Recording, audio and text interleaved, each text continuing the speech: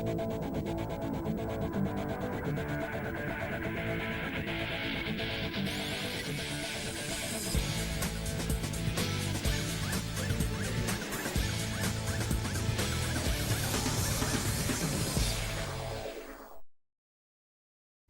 take a look around the Circuit de Monaco, a 2.074 mile circuit, 19 turns in total, 41.29 metre elevation change, and just one DRS zone. A fan and driver's favourite. The lap begins coming out of Anthony Nogues on a curved start straight and up towards turn 1. 210 metres for you on the brakes into Saint-Devote. Up the hill at Beau-Rivage towards Massenet. Keep the car sort of as best straight as you can for a light tap of the brakes into Massenet at the top of the hill. Then it's into Casino Square before avoiding the bump on the left hand side of the track downhill into the Mirabeau hairpin down to second gear.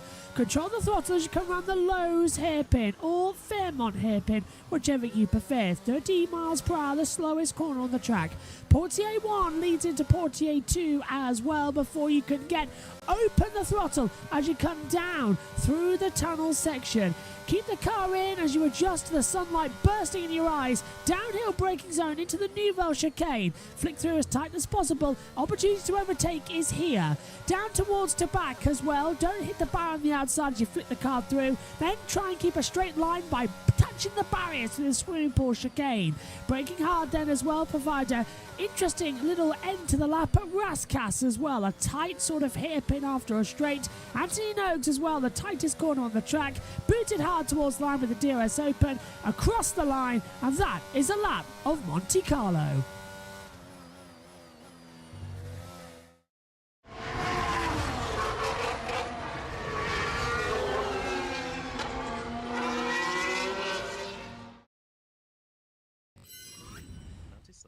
Hello everybody and welcome to Monte Carlo for the FIA Formula 3 Championship.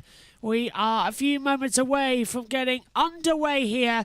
As you can see, your eyes do not deceive you. We have a somewhat working timing screen, which is just starting to load up as well. It's not going to be an hour qualifying. That's perfectly okay. We're going to have the systems up and running shortly. Alongside me in the commentary box is Richie. Richie, a wet practice yesterday, saw Gabriel Mini on top, 1:26.686 as well, but the slowest time from Roberto Ferrer, 1:47.729. Can't really get much on what happened in qualifying. Practice coming into qualifying. Yeah, it's very difficult to take anything from a wet practice to a dry qualifying, but I think in general we can see the type of risks the drivers took in practice. Obviously, Mini, we had a really good time, would have took some risks that maybe some of the drivers thought, no, we don't want to risk damaging the car this early in practice. So that could also play into the fact of the risks that drivers took. If Mini took the risk in the wet practice, the risks he can take in the dry qualifying are a lot higher. So we can benefit a lot. Or if he pushes it too hard, like we saw in F2 in practice, you can end up in the wall. So yeah, lots to play for in qualifying here. Really is coming in as well. Now Bortolello opened up his rookie campaign in some fashion, victory in Shakir and in Melbourne as well. He leads the Drivers' Championship coming into this weekend as well. I believe he goes out in Group B as well. If the drivers highlighted currently on your screen, they're going out in Group A. Now because it's here in Monaco and there's 30 cars, we learned a couple of years ago in GP2 that you don't send out that many cars out onto the circuit. So we've got a split qualifying format coming up for you over the next half an hour or so as well. Group A, 15 minutes long with half the field going out. Then Group B with half the field going out as well. So that's 15 cars in either session as well. Beganovic, Ferroli, Goleth, Saucy, Colapinto, Edgar, Montoya, Browning, Villagomez, Gray, Ida Cohen, Mansell, Smith, Bedrin, Garcia and Roberto Ferrer are going to go out first of all as well in this qualifying session. Track temperature is at, I believe at the moment, 22 degrees looking at it as well. Looks quite nice out there as well. Track temperature now 25 degrees, air temperature 23.2. Wind speed is 0.8 as well. It's saying the track is dry, so fingers crossed we're not going to be seeing too much of an issue arising from that. But pole position, you just can't tell. Basically, everyone's going to have this session to get used to what we should have done yesterday. But with the wet weather, never got a chance. And I'm looking at my timings on my screen, and they are up to date, Yes. which is great. All bar the 1 hour to go timer, so I might have to get our own timer initiated on that. But it's time for us, I believe, to switch over shortly. Well, Porsche Mobil 1 Super Cup F3, F2, F1 this weekend in Monaco. It says SHT. Hello to Salva Alcaz. Hello, Joshua, with a checker flag. Hello. Just a quick thing as well. We will be covering the Porsche Super Cup this season as well. Race 1 on Sunday morning at 10:55. Myself and Omi in the commentary box for that one as well. Just a quick thing here. The championship leader of Gabriel Bortoleto could join Zane Maloney in exclusive club should he win a third consecutive feature race this weekend. The Brazilian will become just the second F3 driver to take that feat as well. Monaco also is the 14th track to make its debut on the Formula 3 calendar as well. So thanks to Megan for giving... well, Megan's printing out all my commentary notes, but I've also got my handheld notes on my iPad in front of me as well. So there's something there as well, because I typed them instead. We're getting ready to switch over then for the introduction for the Monaco Grand Prix Formula 3 qualifying session. It should remain dry like the entire day. Reminder, it goes with F3 qualifying, then we get FP1 from Formula 1, then it goes F2 qualifying, then FP2 for the Formula 1 as well. So we're going to have a lot to talk about here in Monte Carlo. New liveries coming in as well. Remember, at 12 o'clock British Summer Time, we're going to see the new Williams livery. That's half an hour before the session starts. But here it comes. Here comes qualifying.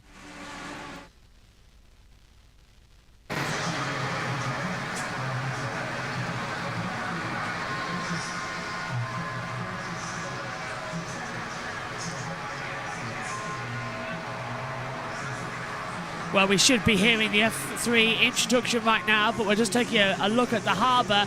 Bright sunshine as well. The port is very busy on the start of the Grand Prix weekend. Let's get ready and cross over now for the commentary ahead of the 2000. I've just had an idea. Are they not going to show it until 10 past the hour like they did yesterday? So we're going to have 5 minutes of noise coming in on the background as well. That could be quite funny, Richard.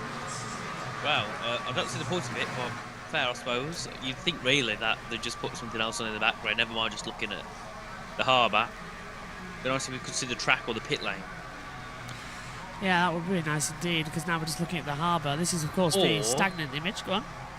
We're just got to hope there is no issue with the stream itself. Because you never know. That is true. We could be having an issue where we don't get any TV pictures and we just hear the cars going around as well, which is somewhat worse.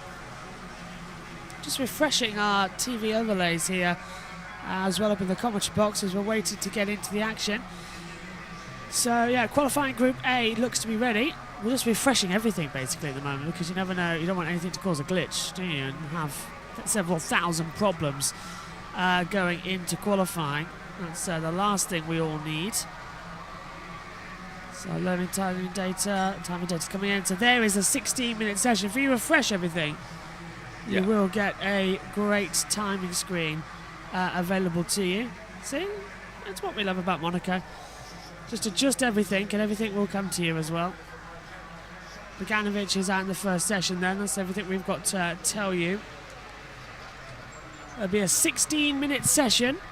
The computer's telling us track temperature 34.9 degrees, air temperature 23 degrees, wind speed 0.6 miles per second, direction 304 degrees around on the circumference of a circle, of course, humidity at 50%, track temperature is dry as well. And I suppose, Richie, just coming back up to ComCam for a little bit, we're going to be seeing some really interesting times, because it's the first time the guys are going to get out there on proper dry running, so they're going to be faster. We could see them down into the 124s. Yeah, it's possible, but I think we'll also see many drivers make mistakes on their laps, because when it's wet in quali, in practice, and you go to a dry qualifying, there's so much that you miss, and even though generally wet conditions are worse, you've still got to adapt yourself to the dry conditions, and you'll start making mistakes such as maybe braking a bit too early, braking a bit too late, not being as prepared for the grip you'll get. And there's the intro. Here we go then. It's Monaco Grand Prix Formula 3 qualifying.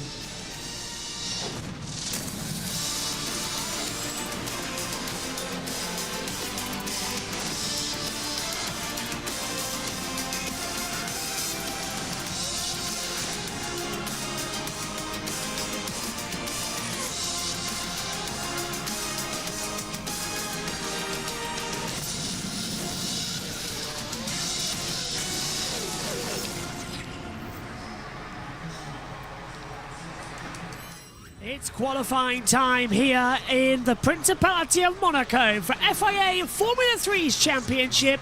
It's bright blue sunny skies as well, a contrast to yesterday's miserable conditions as well.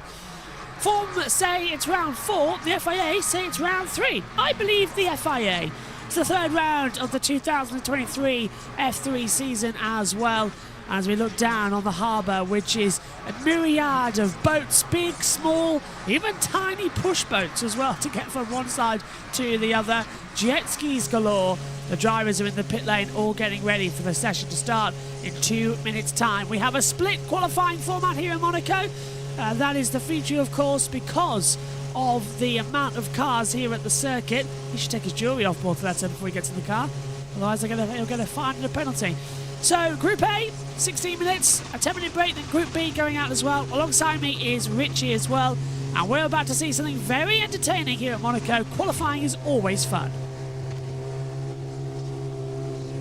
Oh, we can't hear Richie. He's on mute. There you go. Hello. Now? Yes. So, I wouldn't be surprised if we get a yellow flag in the first couple of minutes of the session with people going off. Probably, I'd say down into, is it Mirabeau, the top corner, the top, yeah, Mirabeau, that's where we'll get some runoffs. So I think also possibly to Sandoval as well. The people taking a bit too deep, and now the cars are exiting the pit lane to head onto track. Green light, qualifying is go, and the cars are going to head out there as well. Remember, Formula One management, the FOM TV, are now directing instead of Tele Monte Carlo, which means that unlike in previous years when we've tried to cover qualifying here in Formula 3, and it's just endless replays of things we missed, we should actually see some good action. And I'm being told there's even more camera angles coming for Formula 1 later that we haven't even seen yet in the F2 and F3 sessions, so we're going to be up for a lot of interesting runs as well. So, a split session for qualifying. It's a legacy of what happened back in 2011 with GP2, when we had a normal 30-minute session. Everybody went out on the track, and there were 5 red flags, and there was just constant drama, accidents. The grid, basically, because of the amount of penalties, didn't look anything like it as well. And then later on that day, Pastor Maldonado decided to fly into a wall. But still, it's just the things that we have to sort of do as well. He did that a second time, of course, later on in 2013. Go on. Is it a surprise that it's Maldonado? Yeah, not really. Yeah. But yeah, with like 15 cars on the track, it makes it a lot easier. You haven't got to worry too much about getting it at the right time. You know, it's a lot safer as well, I think, especially when you could have possibly 28 cars sitting down at Rascasse. Cars will literally be stopped, which isn't good, is it? And there we are, Gregoire Saucy, second in the championship. I believe there's only a few drivers in here, isn't that have drove previously before we got many rookies happening this season. Yeah, a couple of them have driven in the Euro Cup series here at Monaco, which is basically the lower division of Formula, Euro Formula, when it was. But a lot of rookies here in this year's championship, and a lot of rookies who have never, ever, ever driven on Monaco streets. So it's quite a risk putting them on at the circuit. I have just noticed on the front that the electronic timing board has been put onto the F1 start lights. It wasn't there yesterday. It has been put on overnight as well, which is fantastic news as Omi joins the commentary box in the background in the pits area.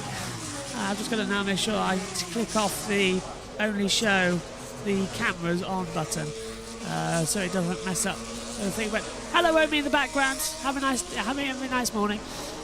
Down into Mirabeau, top of the hill, where Richie says we're seeing several accidents. That Tecpo barrier, then down into the Lowe's hairpin, or the Fairmont hairpin as well. This hairpin has had countless names.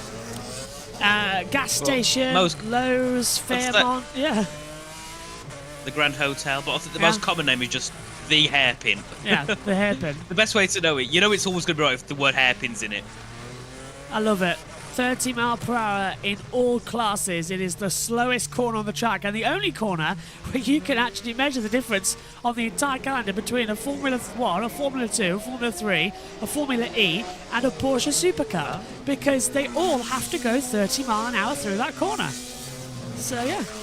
That's interesting. It is. If you want to see the difference between them all, get a slow motion camera down there and see who goes through it better. People always say Monaco's boring, but this is going to be fun with these cars. Go on. I think qualifying is interesting, but that's Oliver Grayson at number 20. Yeah, Oliver coming out the last corner, and Anthony Noakes will begin his first lap time, and it is a 1:47.519 on his out lap. But now, is he already going for another warm up? He's on a lap now. Yeah, I think. He's weaving still, so he's taking another. Yeah, he's taking another warm-up lap as well. But Ida Cohen's just behind him. I don't think he's going to be taking it. And his teammate, the Rodin Carlin, up Beau Rivage towards Massenet at the top of the hill, going to Casino Square. All looks nicely done. Yep, and Cohen has set the fastest time by 1.1 seconds with a 46.4. So still not representable yet. No. So drivers still getting some heat into the tyres and just figuring out what they need to figure out in this session. And I believe Saucy's time got invalidated because it's dropped off the timing screens now on our screen. Yeah, Gregoire Saucy. 55.4. Yeah, he's currently registered as 10th, but it has been deleted, so it's beyond the 107% rule, presumably on the board as well. 11 minutes to go. I could really do with a cup of tea. My voice hasn't activated yet. It's too early in the morning to get all that sorted. It's 10:15 here in the UK, 11:15 over there in Monaco. As they swipe through. 1:45.361 for Nikita Bedrin. It's 1.1 seconds quicker than Cohen. So 2.2, 2.1 from the first and third. But these aren't proper times yet. No. Luke Browning, I think he's on a time. He did a 23.9 in the first sector, I believe. So he could be, yeah. They keep glitching. Browning could be on a push lap. We'll take a look. Montoya crosses the line, goes third. Nice to see that the F1 timing electronic board is finally there, because I hated that UPS board that was there. We had that every race from 2010 until 2017 when we got an electronic board, and then 2017 onwards we sort of flipped between it. But here at Monaco, it's always been also, that UPS board, and I hate it. It's awful. Go on. I noticed, Josh, your timing screens are right 10 seconds behind the live timing. What, my timing screen? Is that an issue? What do you mean? Where? Yeah, on the Discord, it's way far behind. Oh no, that's normal. 10 seconds? Yeah. Oh. It's a Sky broadcast. It's 10 seconds for the support series, 3 seconds for F1. I know. It's mad, isn't it? It is. I've never noticed that much before. Yeah. It's what we have to put up with, sadly. Bogdanovic, quickest in the first sector, 23.0, 3 tenths quicker than what Christian Mansell did, so we'll have to see if we can improve in the middle sector. Browning goes quickest in the middle sector as well. Montoya flashing the barriers. 99.3. So Montoya's going to be the first one Gray to cross the line. Gray does a 1:27.834. We're going to see these times come down there. That's similar to what we saw in wet conditions. Cross the line for Montoya, 1:26.623. Browning's just behind him, as Richie said, does a 1:25.397. That's better. Bogdanovic looking quick. Villa Gomez to second, 1:26.598. On board with Bogdanovic in the Prema, getting a little bit wide, coming out of the last corner. Franco Colapinto second, but Dino Bogdanovic across the line goes fastest, 1:25.308, Richie. Nice little time there, but lost in the third sector to Browning's fastest time. So the times are crumbling down and they will continue to. The gap, to 34.8 seconds. So lots of time to gain for every driver on the track. And yeah, Bogdanovic and Browning sitting top at the moment. Mansell has just got past Gray, that's a 27.8. Puts him into 9th, and that's Faria, putting himself into the top 14 with a 31.0. So yeah, that time will need to be improved heavily at least 5 seconds. And still, Bedrin hasn't got a time on the board that's representable. A reminder of how this session's going to work in terms of setting the grid for the feature race on Sunday and then the reverse grid. The top 12 are going to get reversed in qualifying, but we set it whereas Group A, that could be simply that whoever takes pole position, the fastest time... Consecutive push laps on these Pirelli. Who the hell has just joined and sped up everything? Because now I can't... Whoever's joined has just deafened the commentary with some things in the background. As they fly through, Beganovic at 1:25.3 away. Browning is down by 0.8 tenths of a second. Foucault is in third position at the moment. Are we okay? Yeah, it sounds like it. Hello, Richie. Fine. Hello, I think it was Josh joining in. I thought he was going to put the TV pictures on, but he didn't need to. Car 22. Cohen, big lock up in towards the Nouvelle Chicane. Pretty common thing we see, isn't it, in any series, Formula 3, Formula 2 and Formula 1. And just taking the run off there. Would rather go across the track than hit the wall. And this, yep, coming through. What was I talking about before that? As we see Oliver Gray having a little bit of a slide coming through Rascasse and nearly hitting the Pirelli thing on the side of the track. What was I talking? Yeah, so whoever sets the fastest time in either Group A or Group B, they will start on pole position. Then P1 from the other session will start second on the grid. And then we will go down. So the fastest group line up on pole position, positions 1, 3, 5, 7, 9, 11, so on. And then the other group line up positions 2, 4, 6, 8, 10. And so on, all the way down to 30. Still, well, Colapinto's gone quickest in the first set, but still no one close to Browning and Beganovic. Forderoli improved to a 1:26.4, that puts him into the top 5.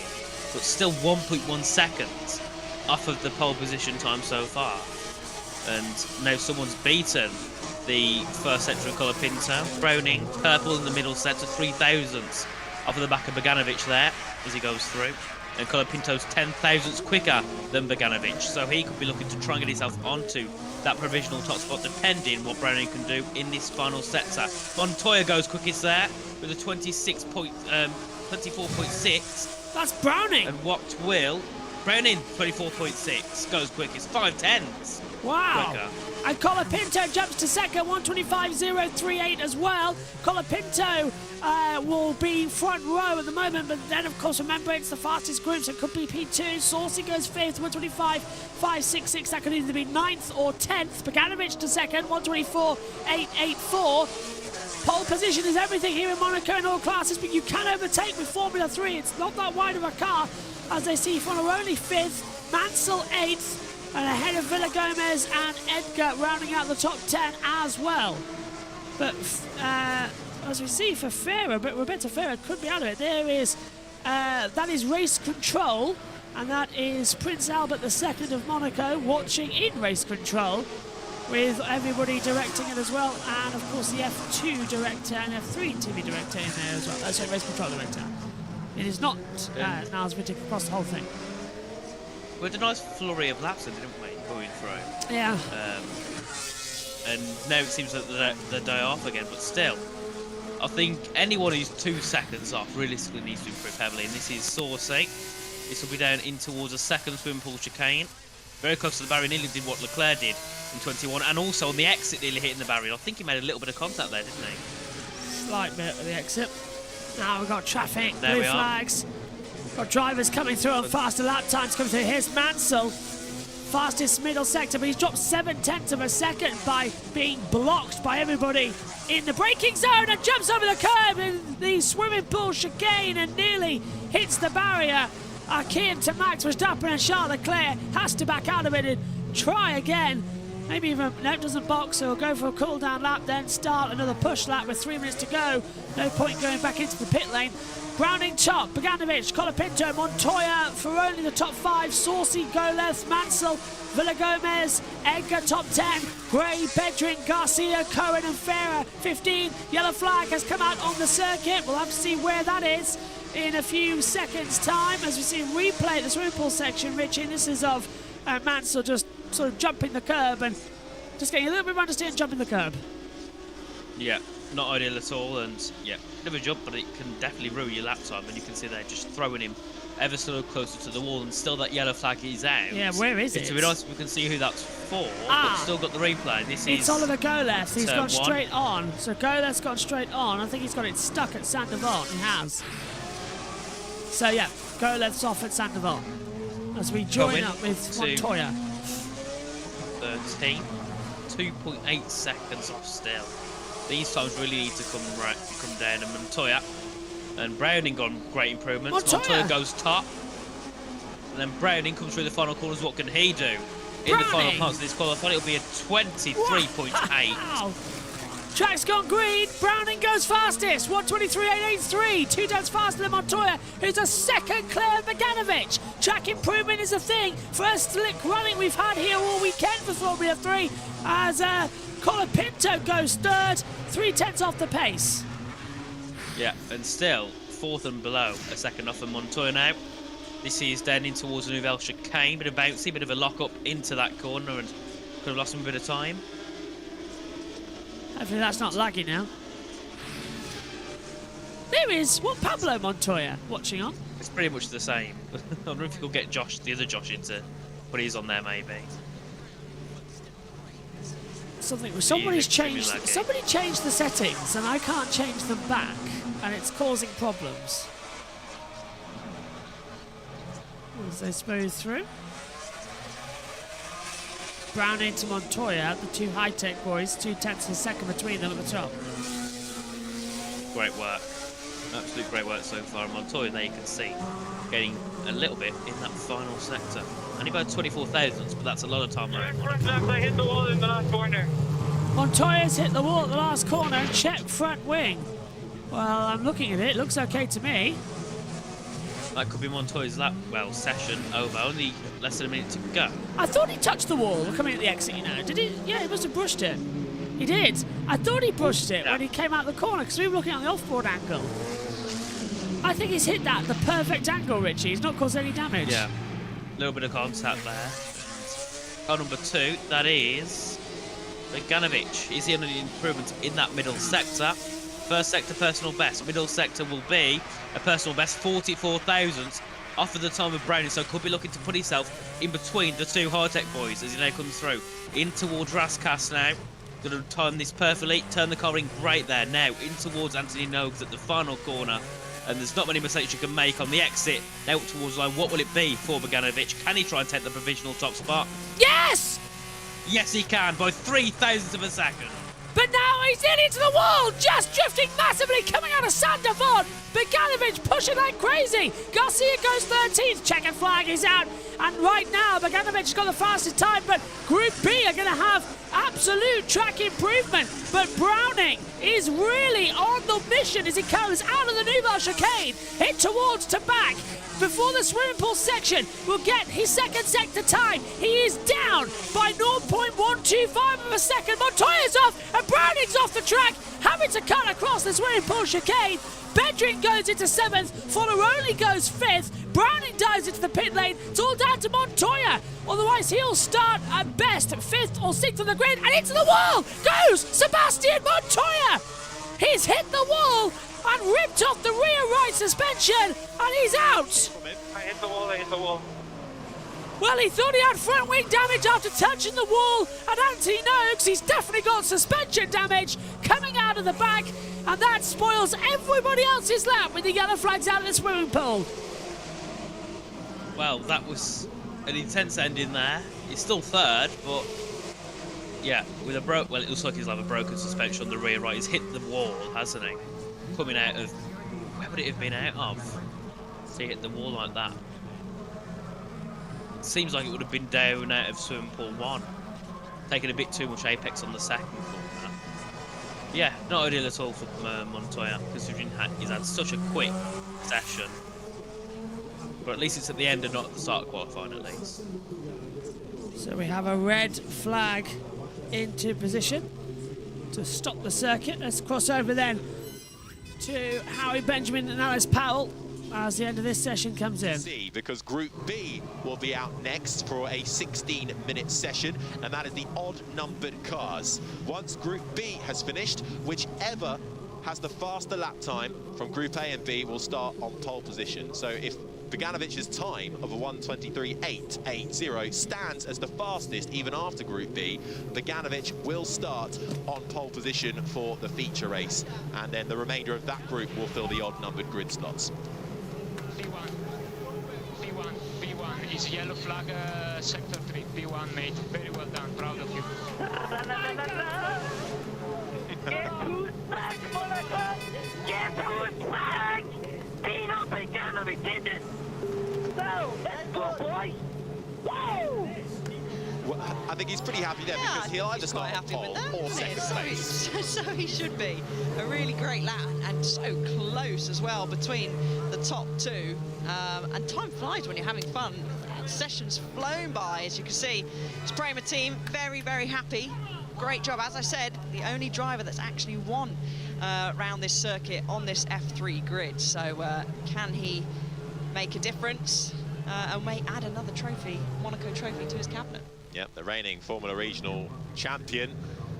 Putting it in P1 for Group A, he'll either start on pole position or second place, depending on how Group B shakes out. But there's your top three from Group A. Luke Browning and Sebastian Montoya showcasing their pace from practice. Montoya, though, finding the barrier at the end of that session and ending in the wall. Then it was Colapinto for Morali, then top five. Saucy, Bedrin, Johnny Edgar, after being craned away in practice yesterday, gets 8 fastest in Group A, had Ollie Goethe and Mansell. Then it was Vida Gomez, Ollie Gray, Ido Cohen in 13th, and Alex Garcia and Roberto Faria for THM by Charouz, the 15th fastest runner from Group A.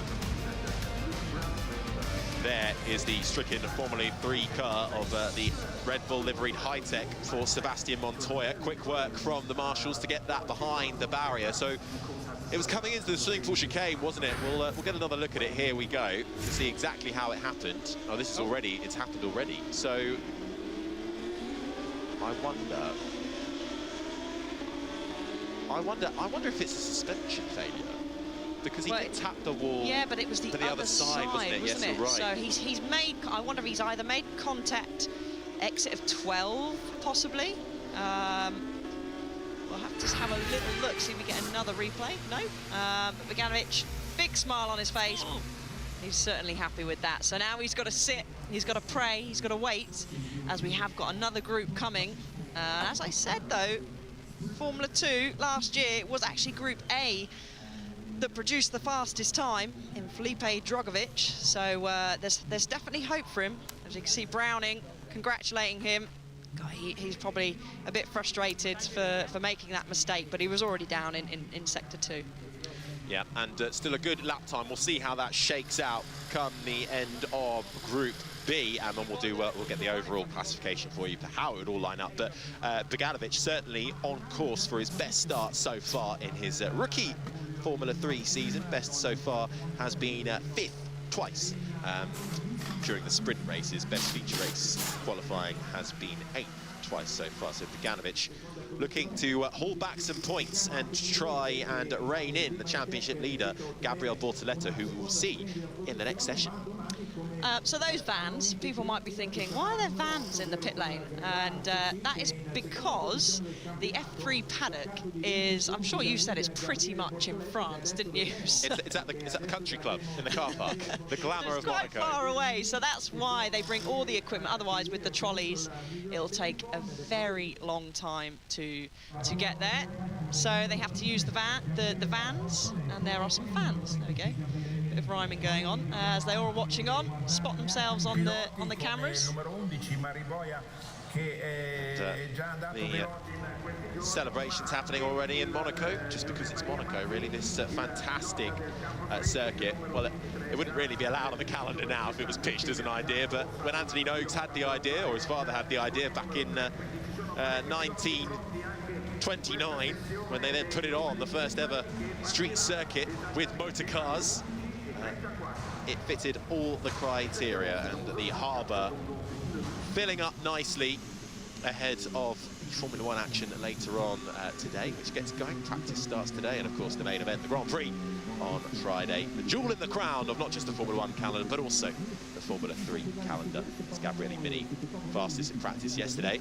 We're hoping to carry that pace forward and try and achieve pole position, his first in Formula 3, if he can do it. Yeah, so he's had experience already racing in Formula Regional around this circuit. So he knows what it's like to do a qualifying through these streets, what a race is like through these streets. And he did, seeing that he missed a good chunk of the session yesterday in free practice with a problem, he actually did a very good job yesterday. 2/10 clear of Colapinto in practice. So you get a nice view of all the yachts. Which one's yours, Harry? My one's the massive one, just at the top right of screen there. You're welcome for drinks later on. Oh, But, no worries, I'll pop over. But you got to bring your ID with you, I'm afraid. So celebrating the Formula 3 qualifying day, and we'll have Formula 2 as well qualifying, Porsche Supercup qualifying. It really is a jam-packed feeder series schedule as we wait for the next 16 minutes to get underway. Green light, and an ART not having the best of starts. That is Caleb Frederick, who has a little bit of a stall, had to get restarted, and unfortunately that means everybody will go past him. So not the ideal start for the American racer. That is not ideal for him, because you could see him shaking the head there. His teammate Nicholas Soloff got out the pit lane, and it's randomly drawn, so you will eventually as a team have a chance to start at the front of the pit lane at some point, but you want to start at the front of the pit lane here, really. So that is disappointing for him, because track position, as I've mentioned, is so important. And unfortunately, he's going to be at the back of the field now, so he's really going to have to try and get a good gap to position himself in a perfect position to set a good lap time. Group 2 is underway, and out they go onto the circuit as well. So, Beganovic's time, the fastest, but now, this is the really annoying thing, got to reset all our graphics to get the second group. So I apologise if we're going to lose timing for a second, but I'm sure all of you know why we're going to lose it, so that we can get the correct data up on your screens now. And that's a lovely view of Monaco. Any predictions on who you think might get the top spot? Well, in this session at least. In this session, I'm going to go with Gabriele Mini, and for pole position, I think I'll stick with Gabriele Mini to set the fastest time across the two of them. It's almost a certainty. For me, I'm going to go with Bortoleto. Who? Bortoleto. Yeah. I'm going to say he can take top spot. Not sure if it'll be quicker than the time set by Beganovic, but I think he'll definitely take top spot in this session. Well, we're about to find out. They're a lot closer together in Group B than they were in Group A for this second part of qualifying. A reminder, we're on air at 12:15 British Summer Time for the first practice session of Formula 1. Then straight after, it's the Formula 2 qualifying. Then it's the Formula 1 practice 2. 4 sessions coming your way today here. Nice and easy. Bortoleto, potential future time to be in Formula 1. It looks like it as well. As she says, Beganovic and Browning with the same exact time. Looks like it as well. It's looking fantastic, isn't it? 123.880, 123.883. It's quite sad to see that Mini's only fourth in the championship, 30 points back on Bortoleto, isn't it? Considering how quick he's been, I'd say he's probably one of the top quickest, one of the top 2 quickest. But it's a shame to see him down in fourth, a bit like Leclerc's look, isn't it, in 2022? Just not everything going his way and just seemed to slip out of his hands, but there is still many rounds left to go. So it's definitely not all over just yet. But you definitely don't want to be on that back foot going into the championship, of course. And I'm sorry, I've just realised something. Megan's left her laptop here. I can email her the other 2 documents I need her to print out without it causing a problem. well, if it works, it works. Absolutely. Megan understands there is 20-something pages that she has to print out. I got it down from 41 pages of notes. So it's something, but yeah, she's not exactly happy with me at the moment. Especially she's doing an exam this one. Look, we haven't got a printer at the moment, and we haven't got ink at the moment either. So it's like It's quite hard. So literally, she finishes in a few weeks' time, and I'm sending her in on one morning, and she's going to print out the remaining season's lap charts as well. You know, like all the track guides and everything. Yeah. So she's going to print out the remaining of those for the season of Formula, like a Formula 2, Formula 1, all that lot, and MotoGPs and Formula E's and all that lot, British touring cars. Get all those sorted, and then a few little notes pages that I can just write in quickly, like the Formula E ones. So I've always got notes for things in case printers fail, which is it's a good idea. But yeah, it's nice when you can use your system for free printer. Or you just buy a printer yourself. Oh yeah, it's just at the moment we can't afford to keep we've got an eye on a nice one, which is instead of ink cartridges, you buy refillable ink. And it's because we spent around about £3,000, I believe, a year on paper and ink because of the amount of commentary notes I print out. Literally, if you look behind the commentary box wall, all my notes from 2010 onwards are right behind us now, and it is a lot of pages and a lot of ink. So yeah, if we can slim it down. Ideally, I'm using my iPad right now with some of my notes, but the iPad is it's a few years old now. We use it for other things. I can't always use it. So ideally what I would do is just get a new iPad Pro. But again, That could work. yeah, costs money. Expensive though. Yeah. Money. I think O'Sullivan's the first on the lap time. Bortoletto's gone purple in the first sector. And obviously, times will start to crumble down throughout the session. And I believe Kyle Cutter's gone top with a 27.6. I had a really... This is really weird now looking at the Monaco Grand Prix track from this. I'm having flashbacks to 2001 when we had similar camera angles as well. Oh, and O'Sullivan drifting out the last corner. Okay, time's in then on the board. O'Sullivan's the first one with content, 126.914. It's Paul Aron, 126.5. Who's got the top time? Which Nicky goes into sixth. Bortoletto is in through to back. Through the swimming pool section, now into the swimming pool chicane. Oh, right on the Times bar. are flying down now. I think Bart's into the top three there. Yeah. 27.6. Great lap time, and now we'll see what Bortoletto can do, the reigning championship leader. And he, no, it's nearly hit the wall there, coming through the final corner. Anthony knows. And what will it be for Bortoletto? Will it be top? It will be second, splitting the two. Oh no, is it the two Primas? Yep, No, Prima. it's not, is it? Oh, it is. Prima, Trident Prima now at the front of the board as they fly back in. So just taking a look, Paul Aron is P1 and number one. Gabriel Bortoletto is second. Zach O'Sullivan third. Hibata fourth. As we just seen our Kyle Collette getting a little bit wide. Coming out of Raskas, he's getting a toe off the 21 of Hunter Yanni as well. Collette across the line does fastest time, 1:25.568. Gabriel Mini, 1:24.9. Now we saw the 1:23s, remember? That's what we need to see at the moment. Gabriel Mini starts P2 on the grid. Regardless if the time was slower than P2 in Group B, it's how we line up. Whoever sets the fastest time gets pole. Whoever is the second, whoever the P1 with the fastest time is, lines up on pole. The other lines up second. Well, that's a 5/10 improvement for Bortoletto in that first sector alone. In the middle sector, lost a bit of time, but it's 4 thousandths down off of Mini. So he's got a lot to do with this final sector, this second chicane. Then you've got Raskas to conquer. And then finally, Anthony Noakes, a bit of traffic there. That could have cost him a bit of time as he comes now through the final corner. Will it be an improvement for Bortoletto that'll put him onto the top? Across the It won't, but it will put him to P3. 1:25.629 as well. Cost him That's 6 traffic in that tenths. final sector. Cost him 6 tenths of a second. That's ridiculous through that section as well. It is.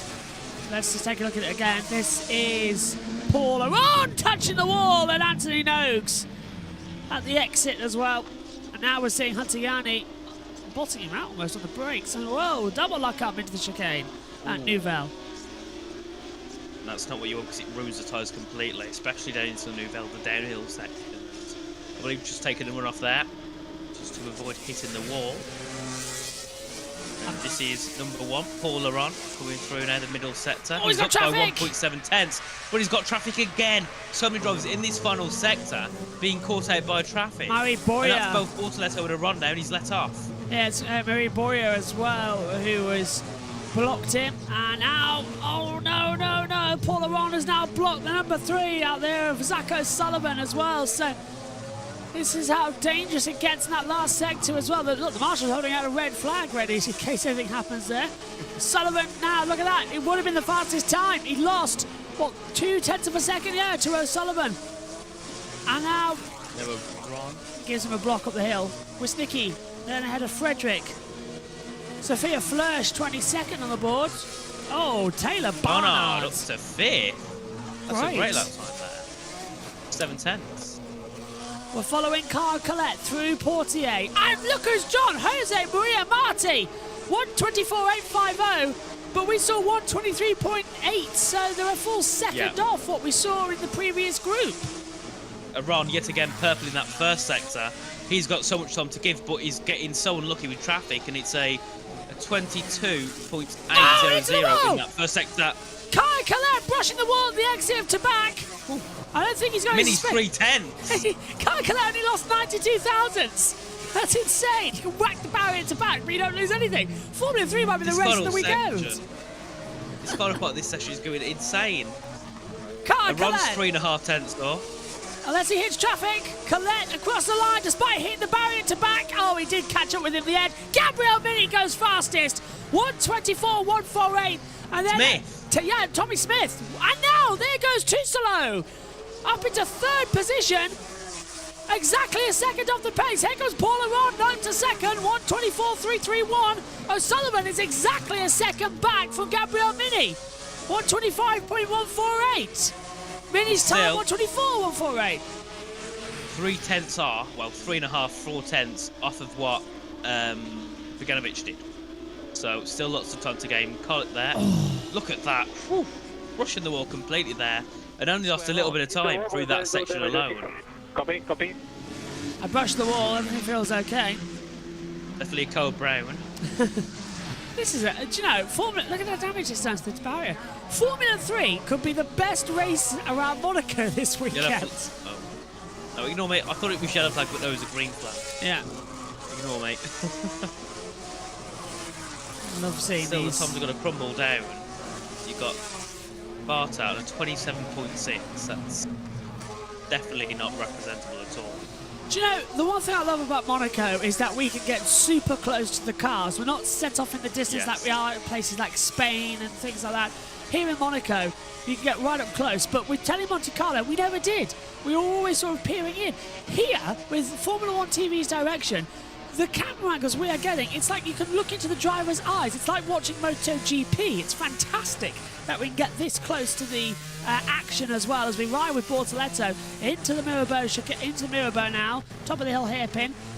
Used to just be a drain cover there that the drivers just hugged the inside line of. Then they put a bit of curbing down into the Fairmont hairpin, into Portier 1, downhill to Portier 2, and then release the throttle as we come in towards the tunnel section. Safer barrier. Improving.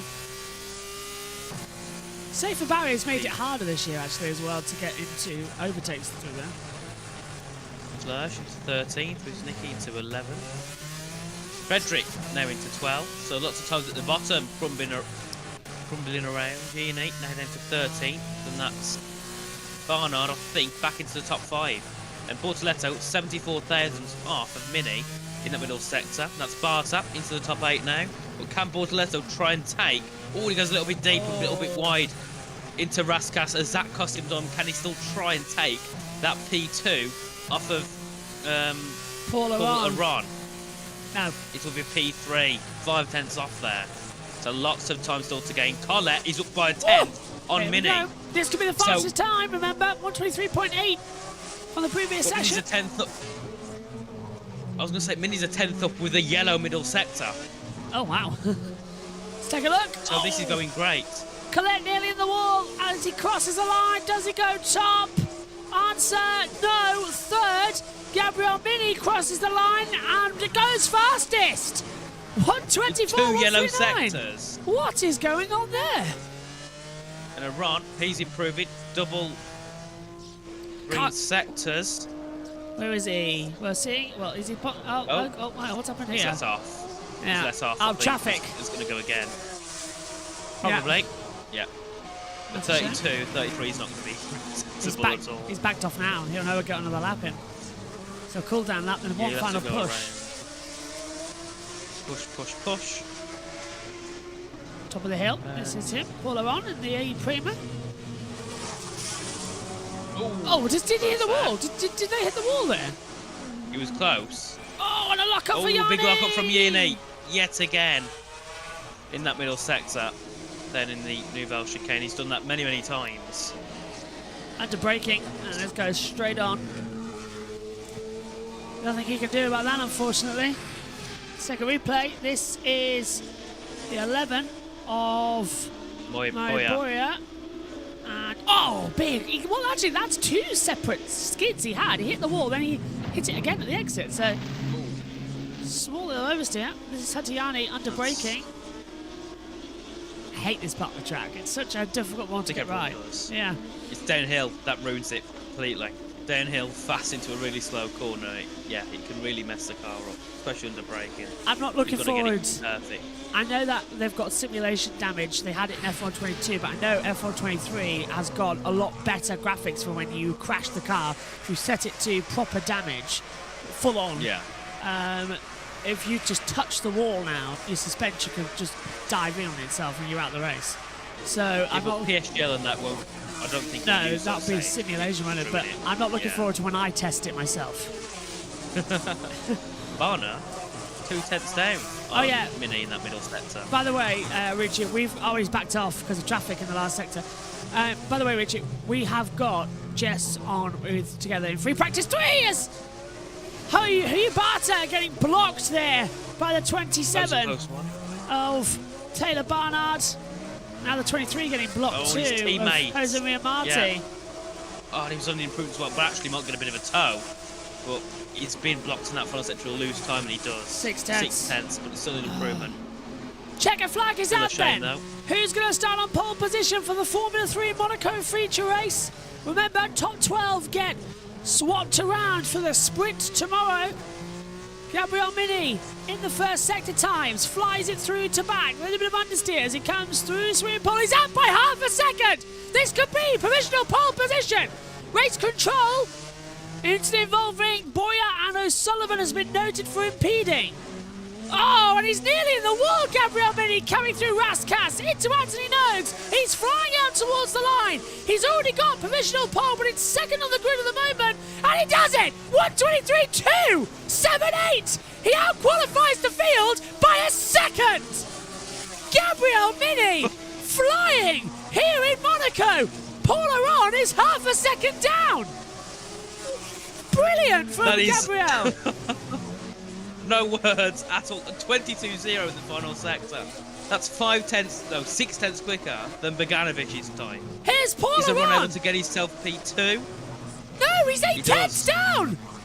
He doesn't get pole. And that is our pole sitter for Monaco, Gabriel Mini. 8/10 faster than Paul Aron, but around about 6/10 faster than Bortoletto. Well done, mate. Well done. Yes, mate! Yes! Thank you. Gabriel Mini has pole position for the Formula 3 Monaco feature race on Sunday. The sprint race tomorrow with the top 12 reversed. And this is the blocking, isn't it? Yeah, that was after the car 27.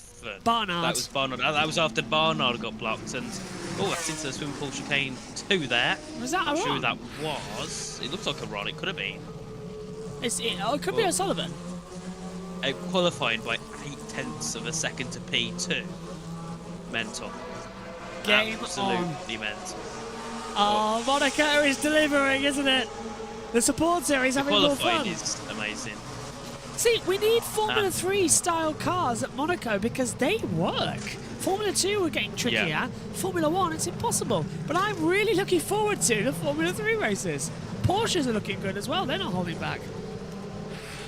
Also, Josh. Yeah. Did you see challenges last night in F1? I did not. Oh, Or Thomas. esports? Well, I was writing notes, sorry. Oh, Tommy Smith has actually hit the wall. Exit the swimming pool. He's blocked off his front wing. Lost it. That's Yeah, it, I was going to say, yeah. Drenio has made it to F1 esports Oh, now. wow. Alpine. Yeah. I presume. Were you commentating on that? No, I'm not commentating on challenges. Oh, no, I'm not that that's- heavily gifted. That's Creator you were commentating on, weren't you, with Yes. George?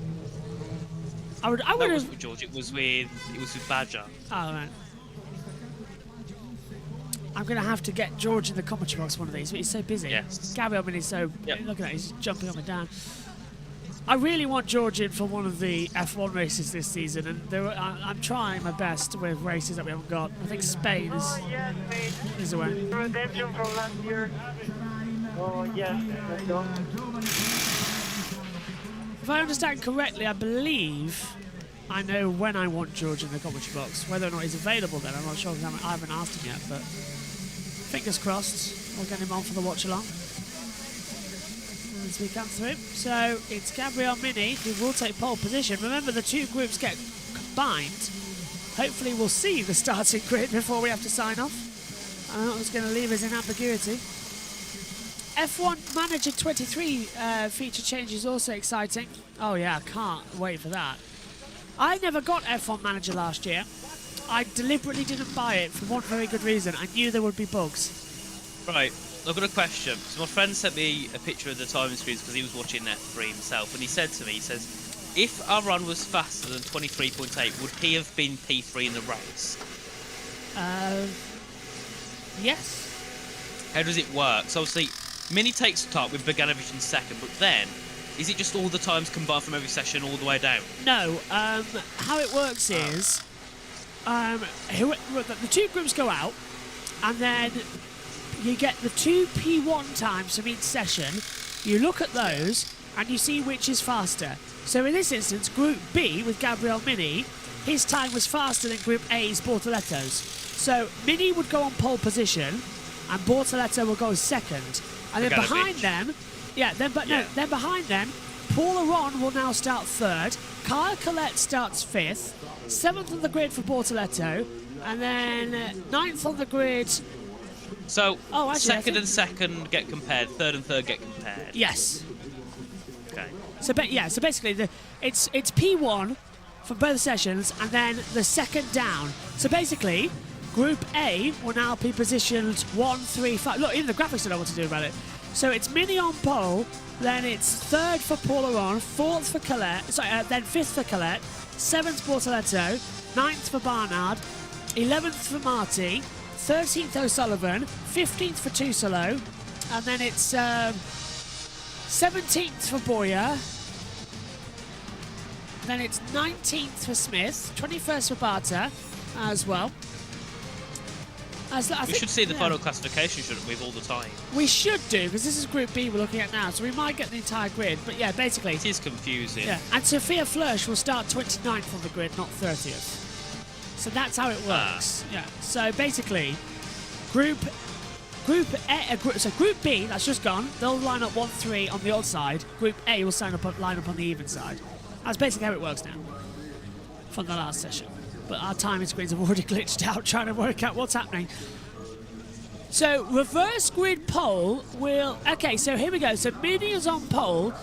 And then it's going to be... Yeah, let's pretend Barnard P6. Okay, so it is going to be... Bogdanovic will line up P2 after his lap time in Group A. The grid will then alternate between Group A and Group B to fill out the remaining positions. Gregoire Saucy is on reverse grid pole for the sprint race tomorrow after ending up 6th in Group A. So, yeah, there you go. So we'll have the full grid ready for you tomorrow. Okay then, what do you make of that session then, Richie? Interesting. Surprising, especially with Mini's time. But yeah, it's great to see these Formula 3 guys around here. They're so quick, you can just throw them into the corners and it creates for some great action.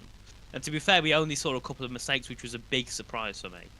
No red flags either. That's another exciting thing about a Formula 3. We had a crash, but no reds in total. Okay, my thanks to you, Richie. See you in a couple of hours for the Formula 2 qualifying session. Next up, it's Formula 1's first practice in around about an hour and 15 minutes away now. as well. That's when we're on air, but it's 90 minutes till the session starts. We'll see you then. But from all, it's Saucy who has sprint race pole after finishing P6, but it's Gabriel Mini who blows the field away by 0.8 of a second. He lands up on pole for the feature race on Sunday. See you later.